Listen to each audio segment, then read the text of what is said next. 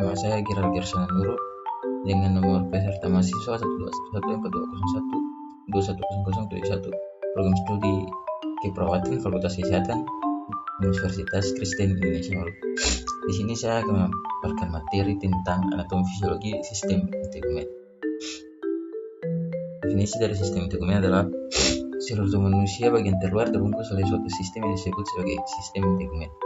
Integumen sendiri berasal dari bahasa Yunani yaitu integumentum yang artinya penutup, yang terdiri sebagian besar adalah kulit, rambut, kuku, dan kelenjar. Kulit sendiri terdiri dari 3 lapisan teman-teman, yaitu epidermis, dermis, dan juga hipodermis. Dan kita masuk pada yang pertama yaitu epidermis. Epidermis atau kulit ari merupakan lapisan teratas pada kulit manusia yang memiliki tebal yang berbeda-beda, kurang lebih 400 sampai 600 mm untuk kulit tebal.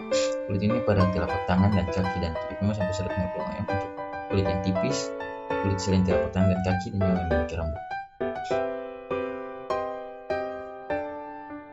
Kemudian selain sel-sel epidermis juga tersusun atas lemanosit, yaitu sel yang menghasilkan melanin melalui proses melanogenesis. Melanosit atau sel pigmen terdapat di bagian dasar epidermis. Kemudian sel Langerhans, yaitu sel yang merupakan mikrofag turunan sumsum tulang yang merangsang sel limfosit T, mengikat, mengolah, dan merepresentasikan antigen kepada sel limfosit T. Kemudian sel Merkel, yaitu sel yang berfungsi sebagai mekanoreseptor sensoris dan berfungsi dengan sistem neuroendokrin difus. Berikutnya keratinosit yang secara bersusun dari lapisan yang paling luar hingga paling dalam sebagai berikut.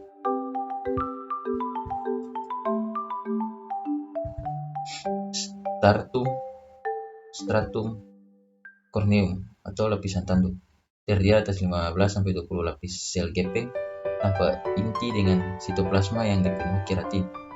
Berikutnya stratum lucidum tidak jelas terlihat bila terlihat berupa lapisan tipis yang homogen, terang jernih, inti dan batas sel tak terlihat. Stratum lucidum terdiri dari protein ellatin. Stratum granulosum atau lapisan keratohyalin terdiri atas 2-4 lapis sel poligonal gepeng yang sitoplasmanya berisikan granul keratohyalin. Berikutnya stratum spinosum atau stratum malpighi atau Pickel layer tersusun dari beberapa lapis sel di atas stratum basale. Sel pada lapisan ini berbentuk polihedris dengan inti bulat atau lonjong. Berikutnya stratum basal atau germinativum merupakan lapisan paling bawah pada epidermis atau berbatasan dengan dermis, tersusun dari selapis sel-sel pigmen basal terbentuk silindris dan dalam sitoplasmanya terdapat melanin. Ini adalah gambar struktur epidermis, teman-teman bisa lihat saja. Kita masuk pada dermis atau kulit jangat atau corium. Dermis merupakan lapisan yang mempunyai ketebalan 4 kali lipat dari lapisan epidermis, kira-kira 0,25 sampai 2,55 mm ketebalannya, tersusun dari jaringan penghubung dan menyokong lapisan epidermis dan meningkatkan pada lapisan yang dalam hipodermis. Yang ketiga, hipodermis. Jaringan subkutan atau hipodermis merupakan lapisan kulit yang paling dalam. Lapisan ini terutama berupa jaringan adiposa yang memberi pembantalan antara lapisan kulit dan struktur internal seperti otot dan tulang.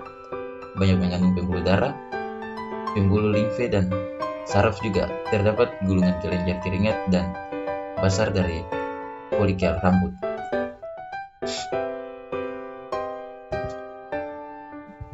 Kemudian yang pertama, fungsi proteksi. Kulit menjaga proteksi terhadap tumbuh dalam berbagai cara sebagai berikut, yaitu A. Keratin melindungi kulit mikroba, abrasi atau gesekan, panas, dan zat kimia. Kemudian lipid yang dilepaskan mencegah evaporasi air dalam permukaan kulit dan dehidrasi. Selain itu juga mencegah masuknya air dari lingkungan luar tubuh melalui kulit. Sebum yang berminyak dari kelenjar sebasea mencegah kulit dan rambut dari kekeringan serta mengusat bakterisid yang berfungsi membunuh bakteri di permukaan kulit. Kemudian pigmen melanin melindungi dari efek dari sinar UV yang berbahaya. Pigmen ini bertugas melindungi materi genetik dari sinar matahari sehingga materi genetik dapat tersimpan dengan baik.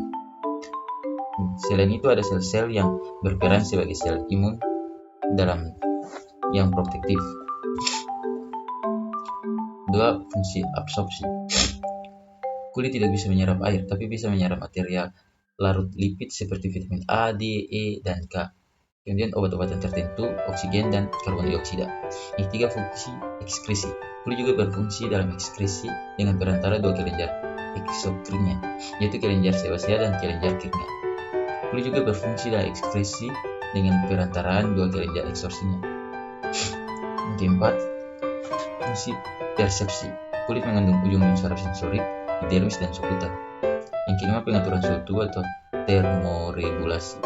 Kulit berkontribusi terhadap pengaturan suhu tubuh atau termoregulasi melalui dua cara, yaitu pengeluaran keringat dan menyesuaikan aliran darah di pembuluh kapiler. Yang ke-6. Fungsi pembentukan vitamin D. Sintesis vitamin D dilakukan dengan mengaktifasi prekursor 7-hidroksi kolesterol dengan bantuan sinar ultraviolet. Sekian dan terima kasih, cukup dari materi saya teman-teman.